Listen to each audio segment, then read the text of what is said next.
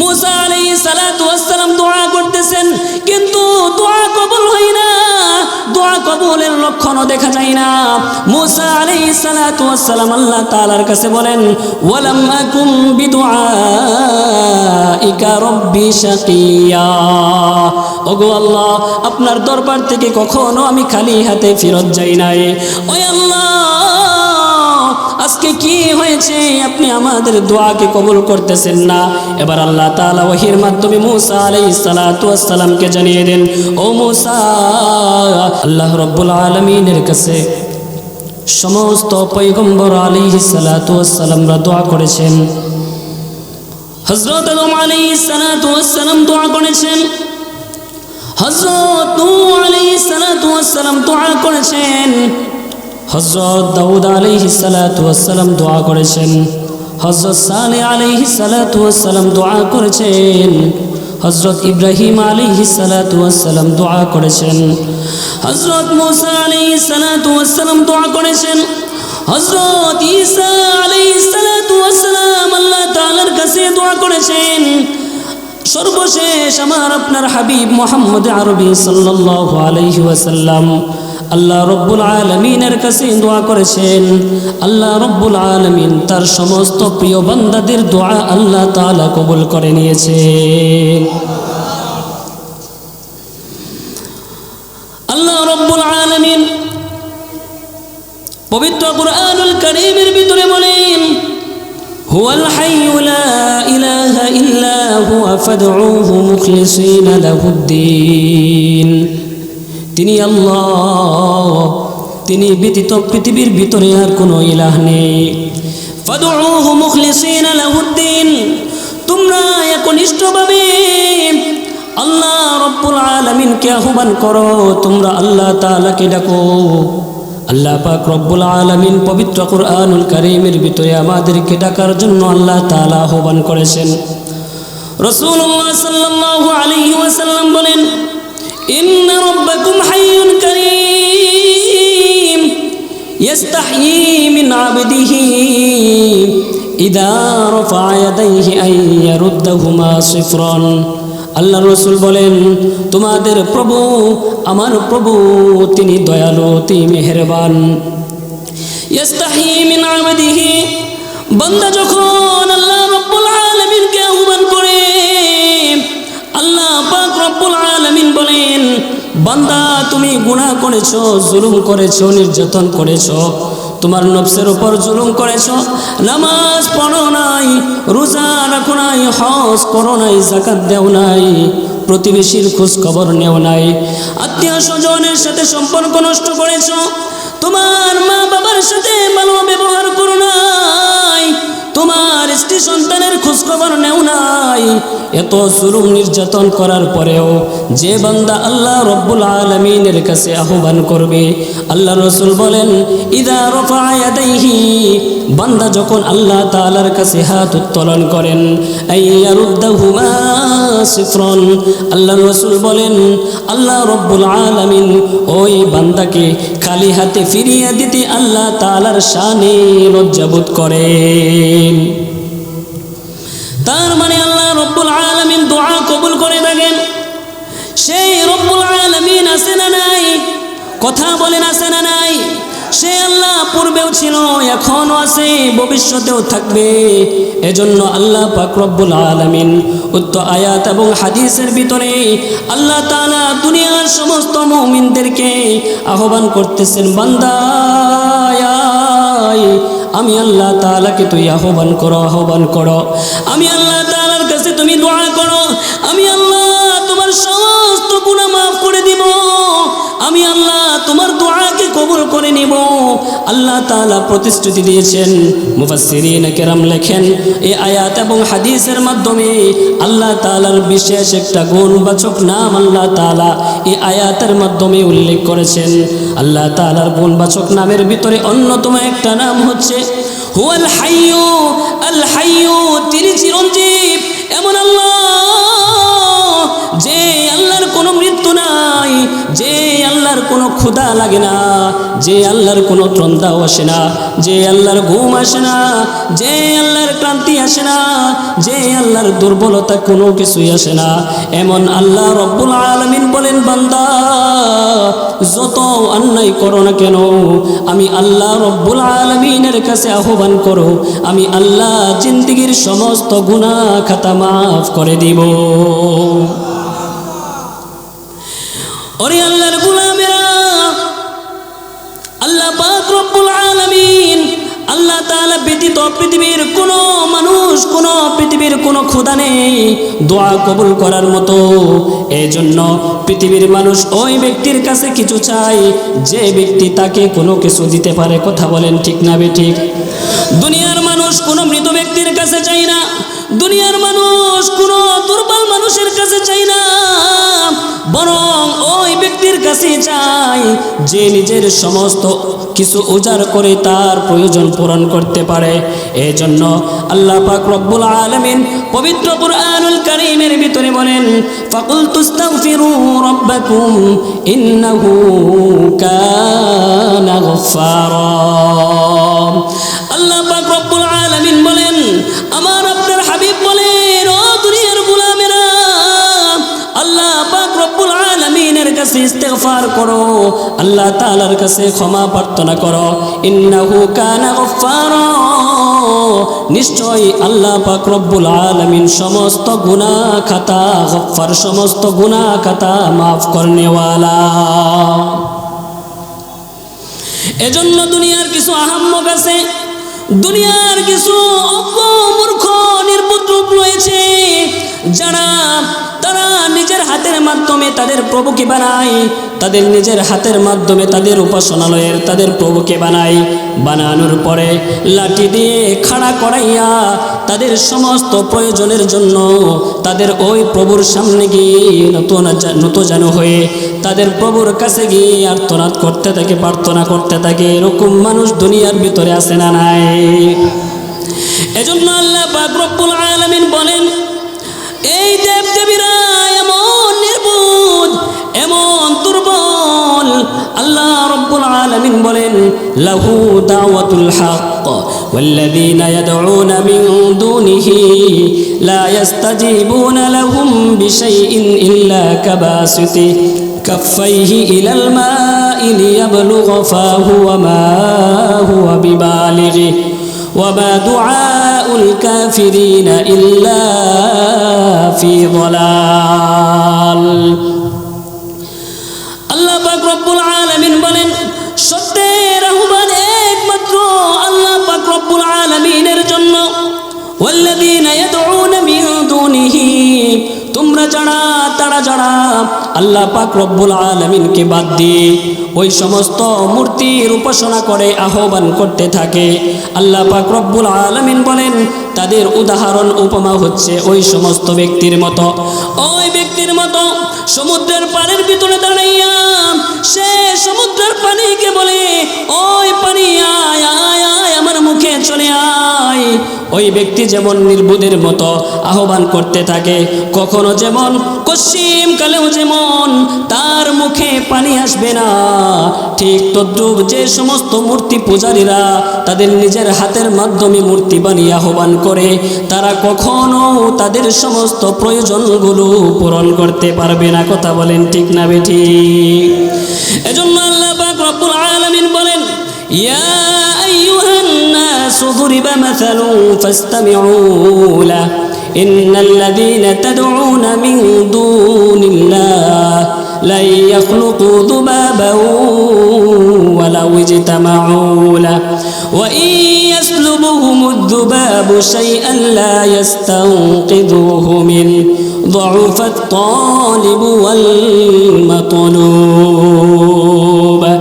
আল্লাহ পাক রব্বুল আলামিন বলেন, ও দুনিয়ার মুসলমান, ও দুনিয়ার গোলামেরা, ও মানুষেরা শোনো, ইয়া আইয়ুহান নাস দুরিবা মাসালুন ফাসতামিউ লাহু, আমি আল্লাহ তাদের একটা দৃষ্টান্ত উপমা পেশ করতেছি। ফাসতামিউ লাহু, তোমরা শ্রবণ দিয়ে মনোযোগ দিয়ে শ্রবণ করো, শোনো। ইন্নাল্লাযীনা তাদউনা মিন দুনিল্লাহ, তোমরা যারা আমি আল্লাহ তাআলাকে বাদ দিয়ে তাদের উপাসনা করো, তাদেরকে ডাকো, তারা যদি সমস্ত মূর্তিগুলো সমস্ত প্রভুগুলো যদি একত্রিত হয়, তারা এরপরেও একটা মাছি তারা তৈরি করতে পারবে না, সৃষ্টি করতে পারবে না। আল্লাহ পাক রব্বুল আলামিন বলেন, ওয়া ইয়াসলুবুহুমুদ দুবাবু শাইআন লা ইস্তাওকিদুহু মিন। সুতরাং তাই নয়, তাদের সামনে থেকে যদি তাদের কোনো খাবার যদি ওই মাছিও নিয়ে যায়, তারা ওই মাছিকে বাধা প্রদান করার মতো ক্ষমতা তাদের নাই। যউফাত তালিব ওয়াল মাতলুব। আল্লাহ তাআলা বলেন, প্রার্থনাকারী এবং যার কাছে প্রার্থনা করা হয় উভয় দুর্বল, উভয় নির্বোধ, বোকা। কারণ যার কাছে চাওয়া যায়, যিনি পূরণ করতে পারেন তিনি হলেন কে? তাহলে কার কাছে চাইতে হবে কথা বলেন? কার কাছে চাইতে হবে কথা বলেন? আল্লাহ পাক রব্বুল আলামিনের কাছে চাইতে হবে। কেন? আমার আল্লাহ আমাদের সমস্ত কথাগুলো শুনেন কি শুনেন না? আমার আল্লাহ সমস্ত কাজকর্ম দেখেন কি দেখেন না? আমার আল্লাহ সমস্ত জায়গায় বিরাজমান। বান্দা সুখে আছে না দুঃখী আছে, সমস্ত কিছুর খবর যিনি রাখেন তিনি কে?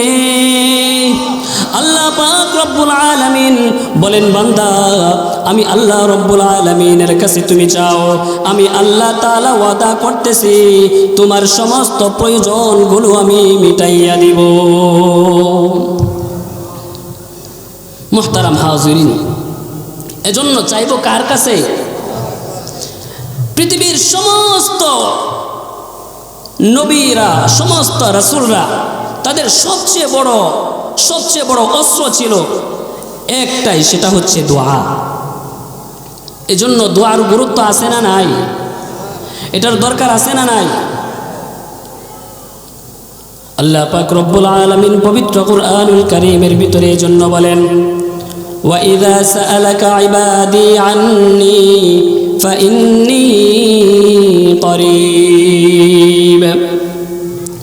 আল্লাহ পাক রব্বুল আলামিন বলেন, ও আমার মাহবুব, ও আমার বন্ধু, আপনার উম্মতেরা, আমার বান্দারা, আমার গোলামেরা, আমি আল্লাহ পাক রব্বুল আলামিন সম্পর্কে যখন আপনাকে জিজ্ঞেস করে, আমি আল্লাহ তাদের কাছে না দৌড়ে আপনি বলেন ফাইন্নী করিব, আমি আল্লাহ তোমাদের কাছাকাছি আছি।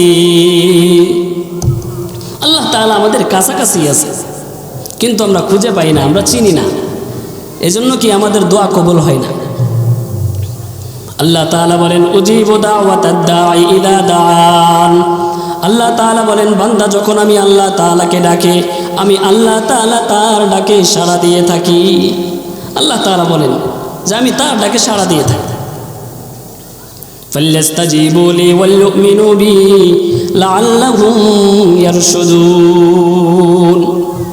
আল্লাহ তাআলা বলেন যে আমার সমস্ত হুকুম আহকাম তোমরা মান্য করবে।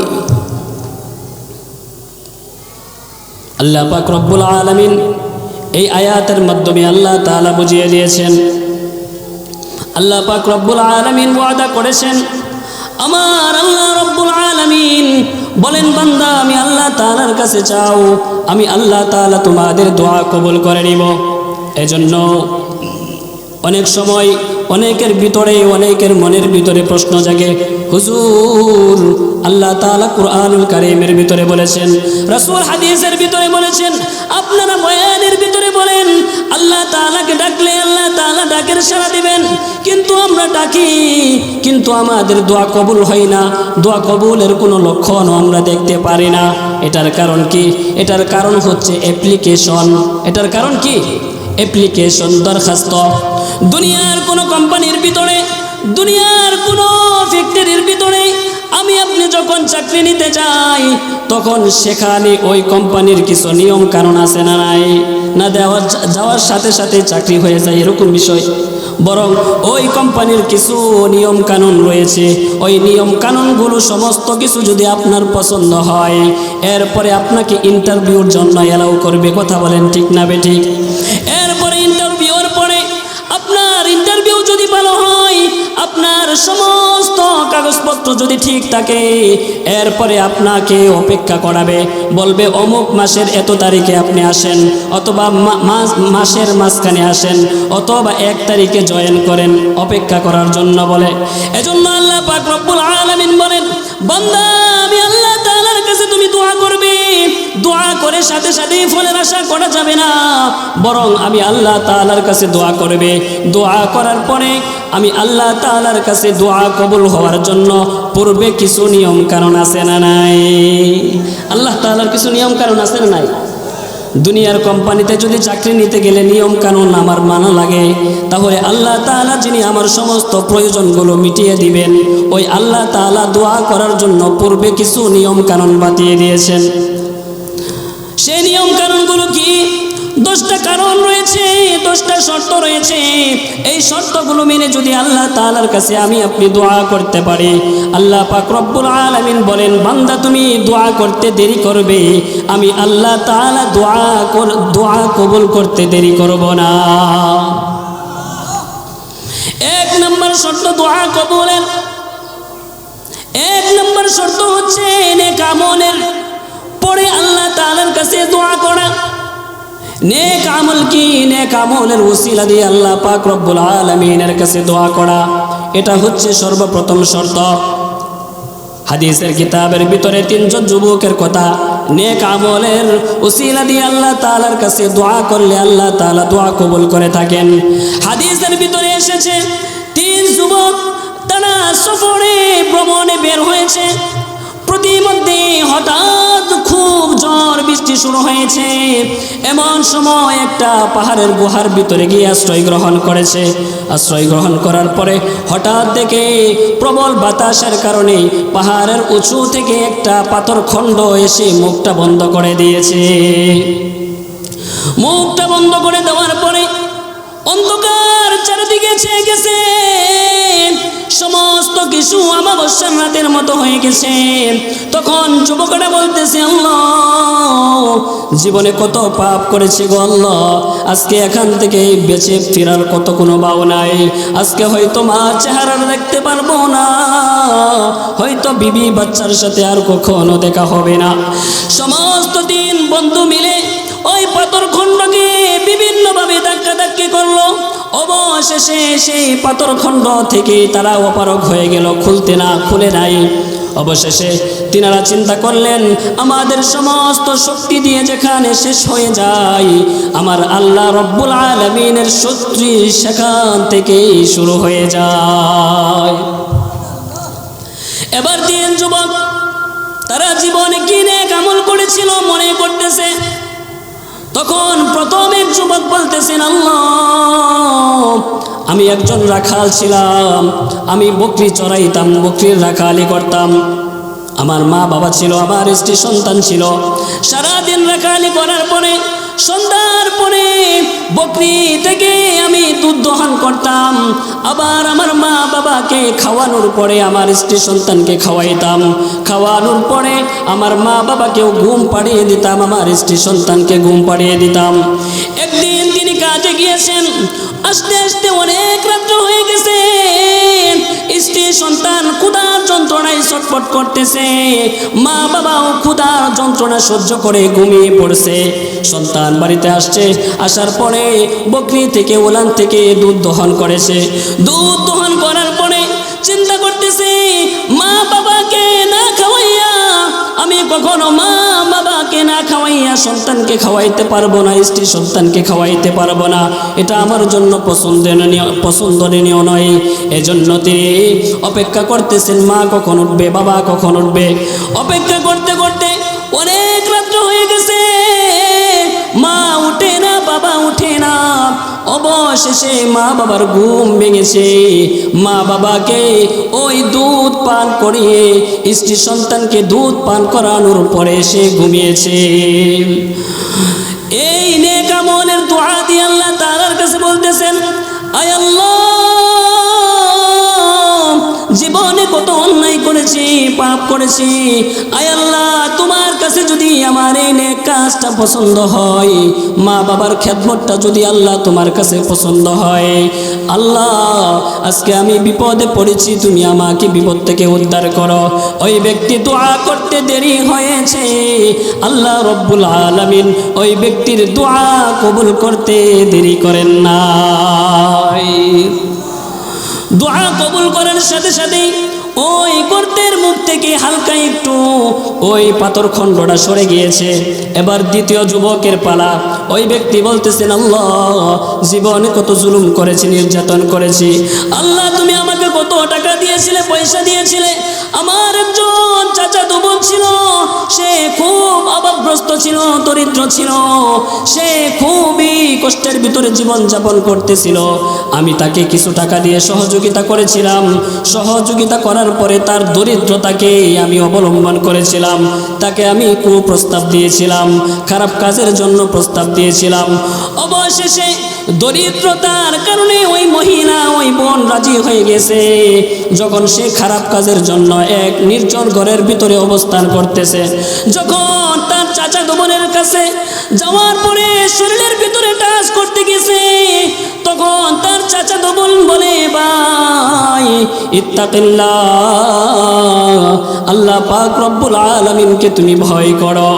এই কথা বলার সঙ্গে সঙ্গেই ওই যুবক বলেন, আমার চাচাতো বোনের কাছ থেকে আমি ফিরে এসেছি।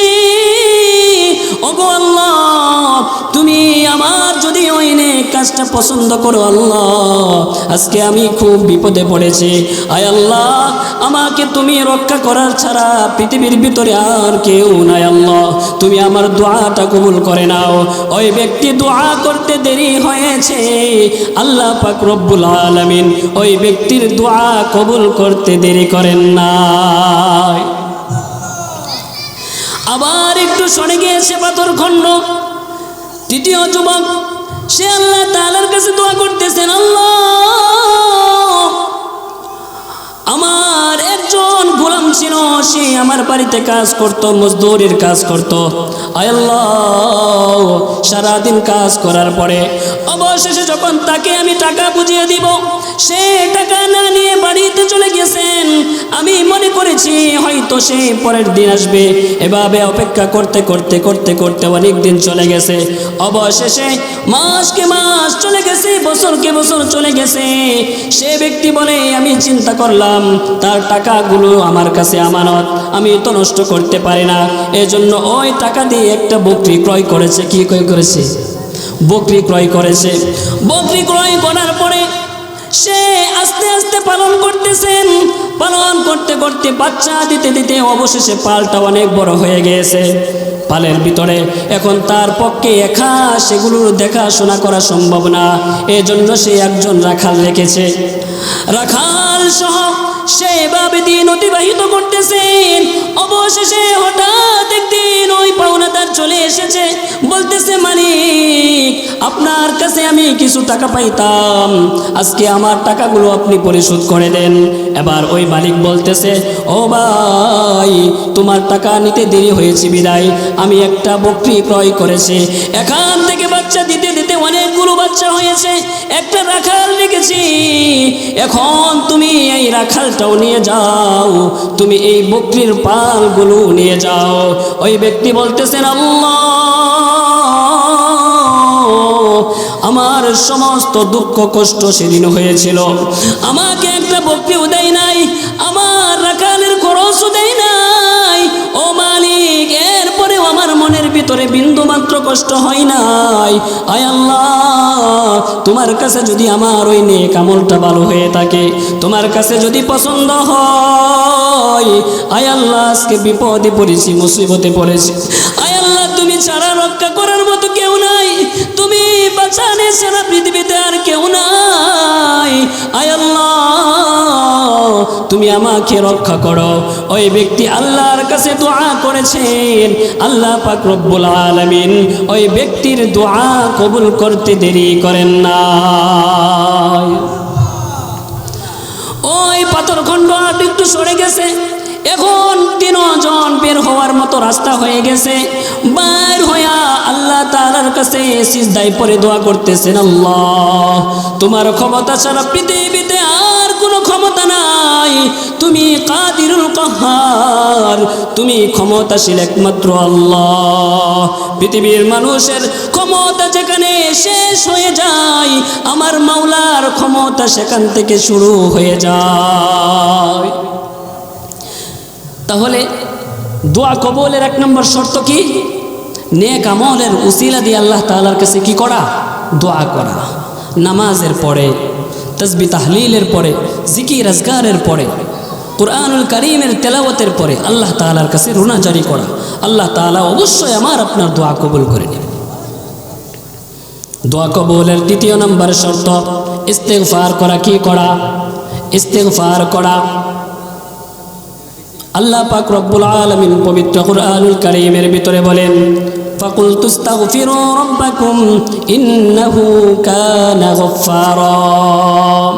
আল্লাহর রাসূল বলেন, তোমরা আল্লাহ পাক রব্বুল আলামিনের কাছে ক্ষমা প্রার্থনা করো, ইন্নাহু কানা গফফারা, নিশ্চয়ই তিনি সমস্ত গুনাহ খাতা মাফ করনেওয়ালা। আল্লাহ পাক রব্বুল আলামিন একজন নাফরমান, একজন জুলুম নির্যাতনকারী 40 বছর পর্যন্ত আল্লাহ তাআলার নাফরমানির কাজের ভিতরে লিপ্ত ছিল, কিন্তু আল্লাহ তাআলার কাছে তওবা করার কারণে আল্লাহ পাক রব্বুল আলামিন ওই ব্যক্তির মাধ্যমে আল্লাহ তাআলা দোয়া কবুল করে নিয়েছেন। নুজহাতুন নওয়াজির ফি আহওয়ালিল আকাবির এই কিতাবের ভিতরে উল্লেখ রয়েছে, বনী ইসরাইলের ভিতরে হঠাৎ একবার দুর্ভিক্ষ দেখা দিয়েছে। বনী ইসরাইলের লোকেরা বলতেছেন, মুসা কালিমুল্লাহ, ওগো আল্লাহর নবী, বনী ইসরাইলের ভিতরে দুর্ভিক্ষ দেখা দিয়েছে, আমরা অনেক কষ্টের ভিতরে জীবন যাপন করতেছি। মুসা, আল্লাহ পাক রব্বুল আলামিনের কাছে দোয়া করো, আল্লাহ পাক রব্বুল আলামিন যেন বৃষ্টি নাজিল করে। মুসা আলাইহিস সালাতু ওয়াস সালাম বললেন, ঠিক আছে, যাও যাও, আগামীকাল ওই মাঠের ভিতরে একত্রিত হবে। পরের দিন সকাল বেলায় 70,000 বনী ইসরাইলের লোকেরা ওই মজলিসের ভিতরে একত্রিত হয়েছেন। একত্রিত হওয়ার পরে এবার মুসা আলাইহিস সালাতু ওয়াস সালাম আল্লাহর কাছে দোয়া করতেছেন, আয় আল্লাহ, আপনি আমাদের দোয়াকে কবুল করে নেন। মুসা আলাইহিস সালাতু ওয়াস সালাম দোয়া করতেছেন, কিন্তু দোয়া কবুল হয় না, দোয়া কবুলের লক্ষণও দেখা যায় না। মুসা আলাইহিস সালাতু ওয়াস সালাম আল্লাহ তাআলার কাছে বলেন, ওয়ালাম আকুম বিদুআইকা রব্বি শাকিয়া, ওগো আল্লাহ, আপনার দরবার থেকে কখনো আমি খালি হাতে ফেরত যাই নাই। ওই আল্লাহ, আজকে কি হয়েছে? আপনি আমাদের দোয়াকে কবুল করতেছেন না। এবার আল্লাহ তাআলা ওহীর মাধ্যমে মুসা আলাইহিস সালাতু ওয়াস সালামকে জানিয়ে দেন, ও মুসা, তুমি যে এই 70,000 বনী ইসরাইলকে নিয়ে দোয়া করতেছো, আরে মুসা, এমন একজন ব্যক্তি রয়েছে যে 40 বছর পর্যন্ত লাগাতার নাফরমানি করেছে, জুলুম করেছে, নির্যাতন করেছে, মানুষের উপর জুলুম করেছে, মানুষের টাকা মেরে দিয়েছে, মানুষের উপর অত্যাচার করেছে, আত্মীয় স্বজনের সাথে অত্যাচার করেছে, খারাপ আচরণ। মুসা 40 বছর পর্যন্ত সে নাফরমানি করেছে। ও মুসা, ওই ব্যক্তির কারণে আমি আল্লাহ তাআলা তোমাদের দোয়া কবুল করতেছি না। ও মুসা, ওই ব্যক্তিকে বের করে দাও, এরপরে আমি আল্লাহ তাআলা তোমাদের দোয়াকে কবুল করে নেব। মুসা আলাইহিস সালাতু ওয়াস সালাম এলান করে দিয়েছেন 70,000 মানুষের ভিতরে প্রত্যেক কাতার থেকে ঘোষণা শুরু করে দিয়েছেন, কে এমন ব্যক্তি যার কারণে আজকে আমরা অনেক কষ্টের ভিতরে দিন অতিবাহিত করতেছি, যাও যাও, তুমি বের হয়ে যাও, তোমার কারণে আল্লাহ তাআলা আমাদের উপর বৃষ্টি নাজিল করতেছেন না। এবার ওই নাফরমান ব্যক্তি বলেন, আল্লাহ, 70 বছর 40 বছর পর্যন্ত আমি আল্লাহ আপনার নাফরমানি করেছি। আয় আল্লাহ, আজকে যদি আমি এখান থেকে বের হয়ে যাই মাওলা, তাহলে 70,000 মানুষের কাছে আমি অপরাধী, সেটা মানুষ জেনে ফেলবে আল্লাহ। আর যদি আমি বের না হই, আল্লাহ আপনি মুসা কালিমুল্লাহকে ওহীর মাধ্যমে জানিয়ে দিবেন, আয় আল্লাহ, আপনার কাছে ক্ষমা প্রার্থনা করতেছি, আল্লাহ আর গুনাহ করব না, নাফরমানি করব না মাওলা। ভুল করেছি, জুলুম করেছি, যা করেছি করেছি আল্লাহ, আপনার কাছে ক্ষমা প্রার্থনা করি, তওবা করি আল্লাহ, আপনি আমাকে মাফ করে দিন, বেইজ্জতি করিয়েন না। আল্লাহ পাক রব্বুল আলামিন ওই ব্যক্তির তওবাকে কবুল করে নিয়েছেন। আল্লাহ পাক রব্বুল আলামিন ওই ব্যক্তি তওবা করার সাথে সাথে আল্লাহ পাক রব্বুল আলামিন সাথে সাথেই বনি ইসরাইলের উপর বৃষ্টি নাজিল করে দিয়েছেন। মুসা আলাইহিস সালাতু ওয়াস সালাম বলেন আল্লাহ, সাথে সাথেই আল্লাহ তাআলার কুদরতের পায়ে সিজদায় পড়ে গেছেন। মুসা আলাইহিস সালাতু ওয়াস সালাম বলেন আল্লাহ, এই ব্যক্তি ৭০,০০০ মানুষ থেকে কেউ তো বের হয় নাই, ওই নাফরমান ব্যক্তিও বের হয় নাই, আপনি কিভাবে দোয়া কবুল করলেন? আল্লাহ তাআলা বলেন, মুসা, যে ব্যক্তির অপরাধের কারণে তোমাদের দোয়া কবুল করে নাই, ওই ব্যক্তির তওবার কারণেই আমি তোমাদের উপর বৃষ্টি নাজিল করে দিয়েছি। মুসা আলাইহিস সালাতু ওয়াস সালাম বলেন আল্লাহ, এটা কেমন ব্যক্তি, আমি একটু তার সাথে সাক্ষাৎ করতে চাই। আল্লাহ তাআলা বলেন, মুসা না না না, ৪০ বছর পর্যন্ত নাফরমানি করেছে। ও মুসা, আমি কাউকে জানাই নাই, আমি গোপন করেছি।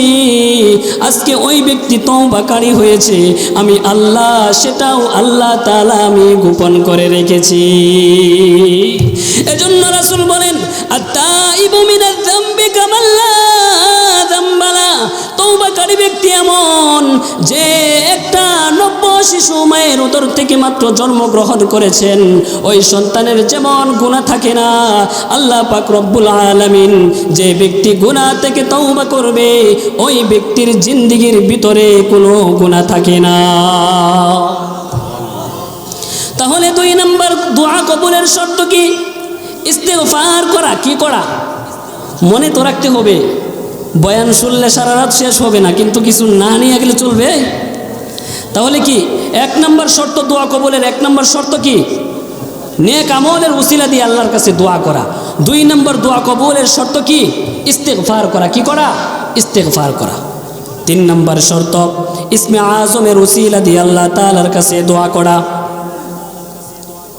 মুফাসসিরিন কেরাম লিখেন, ইসমে আজমের কি দোয়া হতে পারে কোনো সুনির্দিষ্টভাবে কোনো কিতাবের ভিতরে উল্লেখ নাই, কিন্তু মুহাদ্দিসিন, মুহাক্কিকিন, উলামায়ে কেরামরা কিছু কিছু দোয়াকে নির্দিষ্ট করেছেন, ধারণা করেছেন এগুলো ইসমে আজম হতে পারে। তাফসীর ইবনে কাবীরের ভিতরে এসেছে,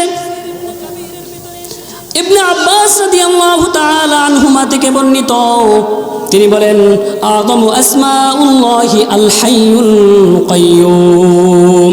আমার সাথে সাথে সকলে বলেন, আল হাইয়ুল কাইয়ুম।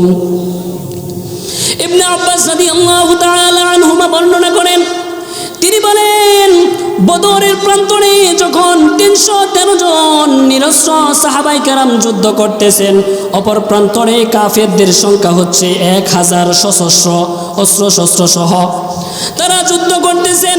এমন মুহূর্তে মুসলমানরা কাফিররা যখন তুমুল যুদ্ধ শুরু হয়ে গেছে, আল্লাহ পাক রব্বুল আলামিনের রাসূল আমার আপনার হাবিব মুহাম্মদ আরবি সাল্লাল্লাহু আলাইহি ওয়াসাল্লাম বদরের প্রান্তরে পড়ে পড়ে আল্লাহ পাক রব্বুল আলামিনের কুদরতের পায়ে পড়ে সিজদারত অবস্থায় একটা দোয়া বেশি আসছিল। আল্লাহর রাসূল নামাজরত অবস্থায় আল্লাহ তাআলার কাছে দোয়া করতেছিলেন, ইয়া হাইয়ু ইয়া কাইয়ুম, ইয়া হাইয়ু ইয়া কাইয়ুম বিরহমাতিকা আস্তাগীজ। রাসূলুল্লাহ সাল্লাল্লাহু আলাইহি ওয়াসাল্লামের জবান থেকে এই দোয়াটা বেশি আসতেছিল। আল্লাহর রাসূল এই দোয়া করেছেন, আল্লাহ পাক রব্বুল আলামিন আল্লাহর রাসূল সাল্লাল্লাহু আলাইহি ওয়াসাল্লামের দোয়ার বদৌলতে আল্লাহ তাআলা বদরের প্রান্তরে বদরের ঐতিহাসিক বিজয় আল্লাহ তাআলা মুসলমানদেরকে দান করেছিলেন। তাহলে কি যে এটাও কি একটা ইসমে আজম হতে পারে? ইসমে আজমের ওসিলা দিয়ে আল্লাহ তাআলার কাছে কি করা?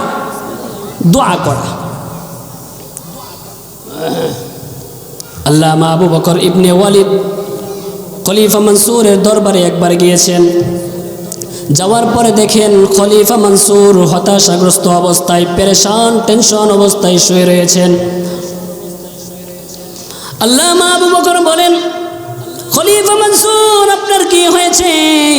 খলিফা মনসুর বলেন, ও আবু বকর, আপনার কাছে এমন কোন দোয়া আসেনি যে দোয়া করলে আল্লাহ তাআলা আমাকে টেনশন থেকে, রোগ থেকে মুক্তি দান করবেন?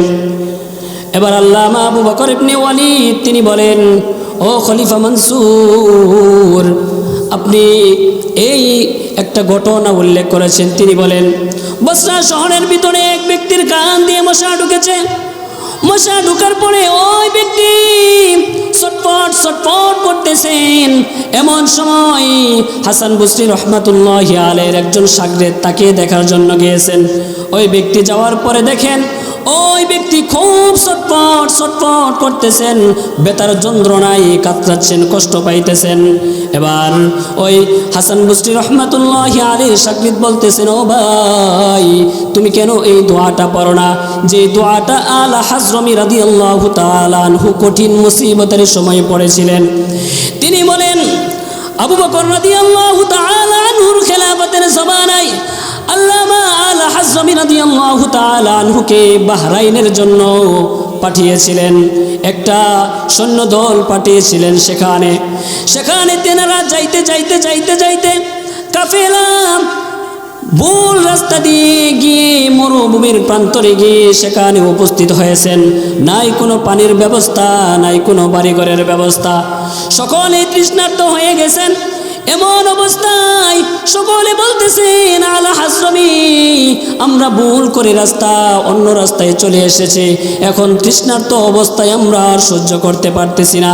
আলা হাজরমি রাদিয়াল্লাহু তাআলা আনহু এমন কঠিন সময়ের ভিতরে আল্লাহ পাক রব্বুল আলামিনের সামনে, আল্লাহ তাআলার কুদরতের পায়ের সামনে ওই সওয়ারি থেকে নেমে 2 রাকাত নামাজ আদায় করলেন। নামাজের পরে আল্লাহ পাক রব্বুল আলামিনের কাছে 2টা হাত উত্তোলন করে আল্লাহ তাআলার কাছে বলেন, ইয়া হালিমু ইয়া আলিমু ইয়া আলিয়ু ইয়া আযীমু আসকিনা। ওই দোয়া করার সাথে সাথে আল্লাহ পাক রব্বুল আলামিন আলা হাজরমির হাতের উপর এক খণ্ড মেঘমালা আল্লাহ তাআলা নাজিল করে দিলেন। সঙ্গে সঙ্গে বৃষ্টি নাজিল হয়ে গেল। সমস্ত সৈন্যবাহীরা পরিতৃপ্ততার সাথে পানি পান করে পরিতৃপ্ত হয়ে গেলেন। এবার দ্বিতীয় দিন তারা সফর শুরু করে দিয়েছেন। সফর করতে করতে হাঁটতে হাঁটতে হঠাৎ এক দরিয়ার সামনে গিয়ে দাঁড়িয়েছেন। সেখানে নাই কোনো ব্রিজ, নাই কোনো পোল, সেখানে কোনো নৌকাও নাই, কোনো মাঝিও নাই, কিভাবে পার হবে? আবার আলা হাজরমি রাদিয়াল্লাহু তাআলা আনহু 2 রাকাত নামাজ আদায় করেছেন। নামাজ আদায়ের পরে আল্লাহ পাক রব্বুল আলামিনের কাছে দোয়া করছেন, ইয়া হালিমু ইয়া আলিমু ইয়া আলিয়ু ইয়া আযীমু আজিরনা। আয় আল্লাহ, আজকে এই নদী আমরা কিভাবে পার হব? এই দোয়া করার সঙ্গে সঙ্গে আল্লাহ পাক রব্বুল আলামিনের কাছে দোয়া করে 4000 সৈন্য বাহিনী নিয়ে নদী পার হয়ে গেছেন। একজন সৈন্যেরও পায়ের গোড়ালি, এমনকি তাদের সোয়ারির খোড়া পর্যন্ত ভিজে নাই। এই কথা বলার সঙ্গে সঙ্গেই আল্লামা আবু বকর ইবনে ওয়ালিদ বলেন, খলিফা মনসুর, আপনি এই দোয়া করেন। খলিফা মনসুর ওযু করার পরে 2 রাকাত নামাজ আদায় করার পরে আল্লাহ পাক রব্বুল আলামিনের কাছে দোয়া করেন, ইয়া হালিমু ইয়া আলিমু ইয়া আলিয়ু ইয়া আযীমু আল্লাহুম্মা কশিফ আন্না। আল্লাহ পাক রব্বুল আলামিনের কাছে দোয়া করতে দেরি হয়েছে, খলিফা মনসুর সুস্থ হয়ে দাঁড়াতে দেরি করে নাই। এজন্য দোয়া কবুলের 3 নম্বর শর্ত হচ্ছে ইসমে আজমের ওসিলা দিয়ে দোয়া করা। 4র্থ নম্বর শর্ত হচ্ছে বরকতময় সময়ের ভিতরে, বরকতময় জায়গার ভিতরে আল্লাহ তাআলার কাছে দোয়া করা। বরকতময় সময় কোনগুলো? নামাজের পরে তাসবিহ তাহলিলের পরে পবিত্র কুরআনুল কারীমের তেলাওয়াতের পরে আল্লাহ পাক রব্বুল আলামিনের কাছে দোয়া করা। এজন্য আমি ওই সমস্ত মা বোনদেরকে বলবো, যে সমস্ত মা বোনদের সন্তান নেই, যে সমস্ত মা বোনদের সন্তান হয় না, অনেকের ছেলে আছে মেয়ে নাই, মেয়ে আছে ছেলে নাই, আবার অনেকে এমন পিতা মাতা রয়েছে যাদের কোনো সন্তানও নাই, নিঃসন্তান। এজন্য আল্লাহ তাআলা কুরআনুল কারীমের ভিতরে বলেন, ইয়াহাবু লিমান ইয়াশাউ ইনাসাও ওয়া ইয়াহাবু লিমান ইয়াশাউ যুকুর আও ইউযাউজুহুম যুকরানা ওয়া ইনাসা ওয়া ইয়াজআলু মান ইয়াশাউ আকিমা ইন্নাহু আলিমুন কাদির। আল্লাহ পাক রব্বুল আলামিন বলেন, আমি আল্লাহ যাকে চাই তাকে ছেলে দেই, আবার আমি আল্লাহ যাকে চাই তাকে মেয়ে দেই, আমি আল্লাহ তাআলা আবার যাকে চাই ছেলেও দেই মেয়েও দেই। এমন যমজ সন্তান হয় কি হয় না? আল্লাহ তাআলা বলেন, আবার আমি যাকে চাই তাকে ছেলেও দেই না মেয়েও দেই না। ওয়া ইয়াজআলু মান ইয়াশাউ আকিমা, আকিমা অর্থ হচ্ছে বন্দা। আল্লাহ তাআলা বন্দা অবস্থায় অনেক পিতামাতাকে এই দুনিয়ার ভিতরে রাখেন কি রাখেন না? এজন্য আল্লাহ পাক রব্বুল আলামিন সন্তান অবস্থায় দুনিয়ার ভিতরে রাখতে পারেন। আবার আল্লাহ পাক রব্বুল আলামিন চাইলে স্বামী ছাড়াও সন্তান দান করতে পারেন কি পারেন না? হযরত মারিয়াম আলাইহিস সালাতু ওয়াস সালামকে আল্লাহ তাআলা তিনাকে স্বামীবিহীন আল্লাহ তাআলা সন্তান দান করেছিলেন। মারিয়াম আলাইহিস সালাতু ওয়াস সালামের প্রাপ্ত বয়স্ক হয়ে গেছেন। মারিয়াম আলাইহিস সালাতু ওয়াস সালাম দুনিয়ার কোনো মহিলাদের মতো নয়। আল্লাহ পাক রব্বুল আলামিন মারিয়াম আলাইহিস সালাতু ওয়াস সালামের মাধ্যমে আল্লাহ তাআলার কুদরতের বহির প্রকাশ ঘটাবেন। আল্লাহ পাক রব্বুল আলামিন ঈসা আলাইহিস সালাতু ওয়াস সালামকে আল্লাহ তাআলা পিতাবিহীন দুনিয়াতে পাঠাবেন। মারিয়াম আলাইহিস সালাতু ওয়াস সালাম প্রাপ্ত বয়স্ক হয়ে গেছেন। আল্লাহ পাক রব্বুল আলামিন হঠাৎ করে একদিন মারিয়াম আলাইহিস সালাতু ওয়াস সালাম গোসলখানায় গোসল করতে গেছেন।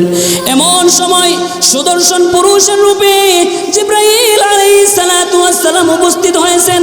মারিয়াম আলাইহিস সালাতু ওয়াস সালাম ভীতশঙ্কিত হয়ে গেছেন। আল্লাহ তাআলার কাছে আশ্রয় প্রার্থনা করতেছেন, আয় আল্লাহ, কোন মুসিবতে পড়ে গিয়েছি। হযরত জিবরাইল আলাইহিস সালাতু ওয়াস সালাম অভয় প্রদান করে বলেন, ও মারিয়াম, আল্লাহ পাক রব্বুল আলামিন আমাকে পাঠিয়েছেন আপনার গর্ভের ভিতরে একজন সন্তান দিবেন যে পয়গম্বর হবে। এবার মারিয়াম আলাইহিস সালাতু ওয়াস সালাম বলেন, আমাকে তো দুনিয়ার কোনো পুরুষ স্পর্শ করে নাই, আমার তো বিবাহ হয় নাই, কিভাবে সন্তান হবে? স্বামীবিহীন সন্তান আল্লাহ তাআলা দিতে পারেন কি পারেন না? এবার আল্লাহ তাআলার কুদরতে ঈসা আলাইহিস সালাতু ওয়াস সালামের রূহকে ফুঁক দিয়ে দেওয়া হলো। এবার দুনিয়ার মহিলারা সন্তান যখন গর্ভের ভিতরে আসে, আসার পরে তাদের শারীরিকভাবে দিন দিন গঠন পরিবর্তন হয় কি হয় না? আস্তে আস্তে শারীরিকভাবে পরিবর্তন হওয়া শুরু করে দেয়। এভাবে শুরু করতে করতে মারিয়াম আলাইহিস সালাতু ওয়াস সালামের শারীরিকভাবে শরীরের ভিতরে অবস্থার পরিবর্তন শুরু হয় নাই। আল্লাহ তাআলা মারিয়াম আলাইহিস সালাতু ওয়াস সালামের মাধ্যমে আল্লাহ তাআলা কুদরতি দেখাইবেন। এজন্য আল্লাহ পাক রব্বুল আলামিন সারা যেহেতু মারিয়াম আলাইহিস সালাতু ওয়াস সালামের গর্ভের ভিতরে সন্তান আছে এটা কেউ জানে না। এজন্য মারিয়াম আলাইহিস সালাতু ওয়াস সালামের রিজিকের জিম্মাদারি আল্লাহ তাআলা গ্রহণ করে নিয়েছেন। মারিয়াম আলাইহিস সালাতু ওয়াস সালাম বসা অবস্থায় রয়েছেন, চারদিকে ফল ফুল রয়েছে। এবার জাকারিয়া আলাইহিস সালাতু ওয়াস সালাম খোঁজ খবর নেওয়ার জন্য যখন ঘরের ভিতরে প্রবেশ করেন, দেখেন নানা রকমের ফল, যে ফলগুলো মৌসুমহীন ফল, অর্থাৎ গরমের সময় শীতের ফল, শীতের সময় গরমের ফল। আল্লাহ পাক রব্বুল আলামিন পবিত্র কুরআনুল কারীমের ভিতরে বলেন, كلما دخل عليها زكريا المحراب وجد عندها رزقا قال يا مريم أنى لك هذا قالت هو من عند الله হযরত জাকারিয়া আলাইহিস সালাতু ওয়াস সালাম বলেন, ও মারইয়াম, এই ফলগুলো তোমাকে কে দিয়েছে? ইয়া মারইয়াম আন্না লাকি হাদা, ও মারইয়াম, এই ফলগুলো তুমি কোথা থেকে পেয়েছো? কে দিয়েছে তোমাকে এগুলো? এবার মারইয়াম আল্লাহ তাআলা রব্বুল আলামিনের কুদরতের প্রকাশ ঘটান। আল্লাহ পাক রব্বুল আলামিনের হযরত মারইয়াম আলাইহিস সালাতু ওয়াস সালাম বলেন, ক্বালাত হুয়া মিন ইনদিল্লাহ, এগুলো যিনি দিয়েছেন তিনি হলেন কে? জুড়ে বলেন কে? আল্লাহ পাক রব্বুল আলামিন মেহমানদারির ব্যবস্থা করেছেন। এবার জাকারিয়া আলাইহিস সালাতু ওয়াস সালাম তিনি মনে মনে দৃশ্য দেখে জাকারিয়া আলাইহিস সালাতু ওয়াস সালাম আল্লাহ তাআলার কাছে দোয়া করতেছেন, আয় আল্লাহ, মৌসুম সারা তুমি মারইয়াম আলাইহিস সালাতু ওয়াস সালামকে ফল খাওয়াইতে পারো। ওগো আল্লাহ, আমি জাকারিয়া বৃদ্ধ হয়ে গেছি, আমার স্ত্রী বন্দা সন্তান হবে না। আয় আল্লাহ, তুমি যদি মারইয়ামকে মৌসুমহীন ফল খাওয়াইতে পারো আল্লাহ, আমাদের এই যুগলকে আল্লাহ তুমি সন্তান দান করতে পারো কি পারো না? আল্লাহ তাআলা কুরআনুল কারীমের ভিতরে আল্লাহ তাআলা সুসংবাদ দিয়ে দেন, হুনালিকা দাআ জাকারিয়া রাব্বাহ ক্বালা রব্বি হাবলি মিন লাদুনকা যুররিয়াতান তাইয়্যিবা ইন্নাকা সামিউদ দুআ فنادته الملائكة وهو قائم يصلي في المحراب أن الله يبشرك بيحيى। আল্লাহ পাক রব্বুল আলামিন জাকারিয়া আলাইহিস সালাতু ওয়াস সালামকে পুত্র পবিত্র সন্তানের সুসংবাদ আল্লাহ তাআলা দান করে দিলেন। শুধু তাই নয়, আল্লাহ পাক রব্বুল আলামিন সন্তান তো দান করেছেন, কি করেছেন, আল্লাহ তাআলা নামটাও রেখে দিয়েছেন নিজে ইয়াহইয়া। আল্লাহু আকবার বলে। এজন্য আমি আমার ওই মাদেরকে বলবো, আমার ওই বোনদেরকে বলবো, ও মা, কত নামাজ কাজা করেছো, সন্তানের জন্য হাই হুতাশ করো। 2 রাকাত নামাজ পড়ে তাহাজ্জুদের মুসল্লায় দাঁড়াইয়া দাঁড়াইয়া আল্লাহ পাক রব্বুল আলামিনের কাছে দোয়া করো, আল্লাহ, কত মানুষ সন্তান নিয়ে সুখে শান্তিতে আছে, আয় আল্লাহ, আমাকে একটা সন্তান দিয়ে আমার বুকটাকে তুমি খুশি করে দাও। আল্লাহ পাক রব্বুল আলামিন আল্লাহ তাআলার কাছে যদি দোয়া করতে পারি, আল্লাহ পাক রব্বুল আলামিন অবশ্যই অবশ্যই আমার আপনার দোয়াকে কবুল করে নেবেন।